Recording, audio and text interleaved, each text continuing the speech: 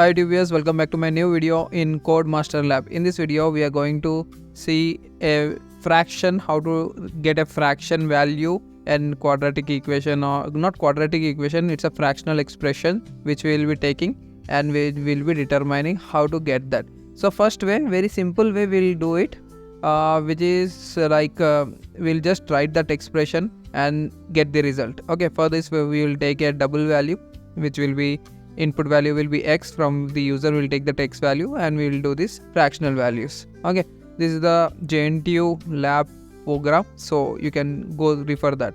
So we will take that value, we'll do this scanf and we'll store it, and then we will just write the quadratic equation as usual. We'll use power. Why? Because here x power 2 is there and x power 3 is there, so we'll use some power expression. It's a math library, so we'll be using this, and just we'll write a simple expression and we'll just print the result. So if you see the result, if of I'll give an input like 23, so if you see the result of 23, it would be minus 1906.08. so similarly we'll do using for loop. The same expression can be done in for loop.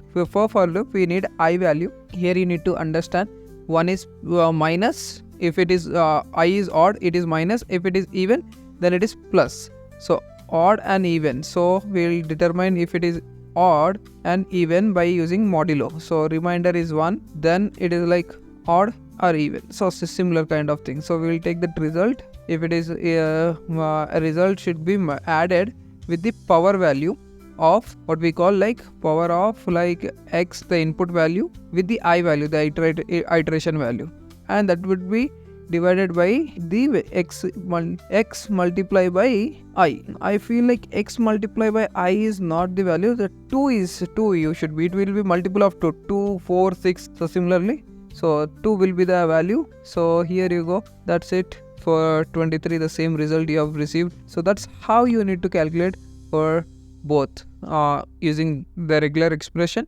and using the for loop. Thank you for watching. Hope you have liked this video. If you have any questions or doubts, please feel free to comment me below. Thank you.